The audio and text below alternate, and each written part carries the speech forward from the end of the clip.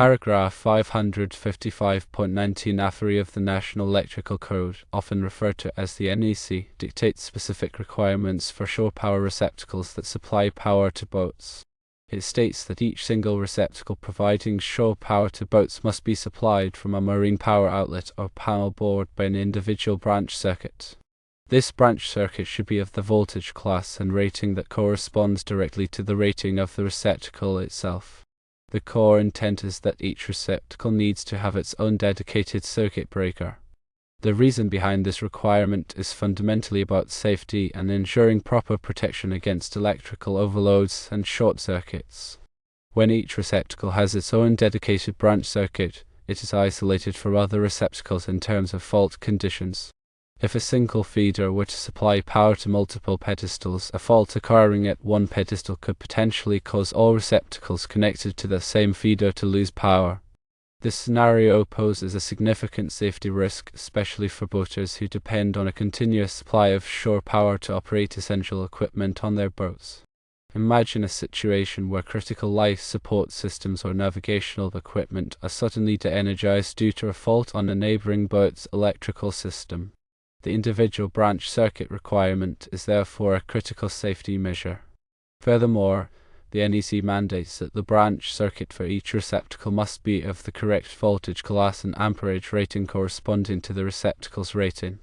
This means that the circuit breaker protecting the receptacle must be appropriately sized to handle the receptacle's maximum current draw, effectively preventing overloads and short circuits. As a practical example, consider a receptacle rated for 30 amps. In this case, the circuit breaker supplying that receptacle must also be rated for at least 30 amps. Using a circuit breaker with a lower amperage rating than the receptacle could lead to frequent nuisance tripping or, more dangerously, could fail to provide adequate protection against overcurrents. This situation could create a fire hazard or damage equipment connected to the receptacle. By strictly adhering to the requirements outlined in NEC Section 555.19 A3, electrical installers and marina operators can significantly enhance the safety of shore power systems. This ensures that receptacles are adequately protected from overloads and short circuits, reducing the risk of electrical accidents and safeguarding boaters. The key takeaway is that each shore power receptacle must have its own individual branch circuit with a properly sized circuit breaker to meet NEC requirements and maintain electrical safety. To delve deeper into the practical implications, let's consider a typical marina setting. In a marina, multiple boat slips are often equipped with shore power pedestals, each providing one or more receptacles for connecting boats to the electrical grid. Each of these pedestals must be wired in accordance with NEC 555.19 A3. This means that each receptacle on each pedestal needs its own dedicated circuit breaker located either within the pedestal itself or at a remote panel board. The wiring from the panel board to each receptacle should be sized appropriately for the amperage rating of the receptacle. For instance, a 30 amp receptacle should be wired with at least 10 American wire gauge AWG copper wire, assuming typical insulation types and conduit installations, while a 50 amp receptacle would require a larger gauge wire, such as 6 AWG copper. These wire sizes are necessary to handle the expected current load without overheating. Moreover, it is important to consider voltage drop in the wiring. Voltage drop occurs when the voltage at the receptacle is lower than the voltage at the panel board due to the resistance of the wire. Excessive voltage drop can cause equipment connected to the receptacle to malfunction or operate inefficiently. To minimize voltage drop, it is recommended to use larger gauge wires or to keep the wiring runs as short as possible. In addition to the wiring and circuit breaker requirements, NEC 555.19 A3 also specifies that the receptacles themselves must be of a marine-grade type. Marine-grade receptacles are designed to withstand the harsh marine environment, including exposure to salt water, moisture, and UV radiation. These receptacles are typically made of corrosion-resistant materials and are equipped with weatherproof covers to protect the electrical connections from the elements. Furthermore, the NEC requires that ground fault circuit interrupter GFCI protection be provided for all shore power receptacles. GFCIs are designed to detect small leakage currents to ground and to quickly de-energize the circuit, preventing electrical shock hazards. GFCIs are particularly important in marine environments, where the risk of electrical shock is higher due to the presence of water. The proper installation and maintenance of shore power receptacles are crucial for ensuring the safety of boaters and preventing electrical accidents. Regular inspections should be conducted to check for any signs of damage or corrosion. Any damaged or corroded receptacles should be replaced immediately. In addition, it is important to ensure that all wiring connections are tight and secure. Loose connections can cause overheating and create a fire hazard. It is also recommended to test the GFCIs periodically to ensure that they are functioning properly. GFCIs can be tested using a GFCI tester, which is a simple device that simulates a ground fault and verifies that the GFCI trips. By following these guidelines, marine operators and boat owners can help to ensure that shore power systems are safe and reliable. The importance of adhering to NEC 555.19 A3 cannot be overstated, as it directly contributes to the safety and well-being of those who rely on shore power for their boats. Remember that the individual branch circuit requirement is not simply a matter of convenience, it is a fundamental safety measure designed to protect against electrical hazards. Always consult with a qualified electrician to ensure that shore power systems are installed and maintained in accordance with all applicable codes and regulations. The NEC is a comprehensive document that covers a wide range of electrical safety topics, and it is essential to stay up to date on the latest requirements.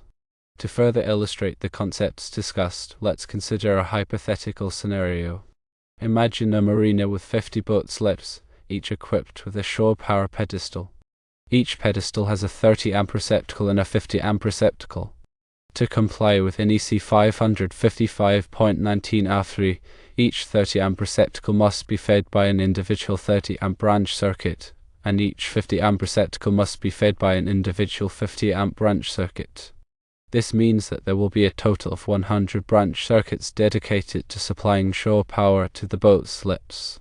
The panel board feeding these branch circuits must be sized appropriately to handle the total load. The load calculation should take into account the demand factors specified in the NEC. Demand factors are used to account for the fact that not all of the receptacles will be in use at the same time. For example, the NEC may allow a demand factor of 50% for shore power receptacles, meaning that the panel board only needs to be sized to handle 50% of the total connected load. However, it is important to consult with a qualified electrician to determine the appropriate demand factors for a specific application. In addition to the branch circuit and panel board requirements, the NEC also specifies requirements for the grounding and bonding of shore power systems. Grounding is the process of connecting electrical equipment to the earth, providing a low impedance path for fault currents to flow back to the source. Bonding is the process of connecting different metal parts of the electrical system together, creating a common ground potential. Proper grounding and bonding are essential for preventing electrical shock hazards. The NEC requires that shore power systems be grounded to a grounding electrode, such as a ground rod or a metal water pipe. The grounding electrode must be connected to the panel board with a grounding electrode conductor. In addition, all metal parts of the electrical system, such as conduit, enclosures, and equipment frames, must be bonded together with bonding jumpers.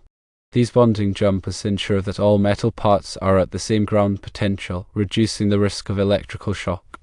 It is also important to ensure that the shore power cord connecting the boat to the pedestal is properly grounded.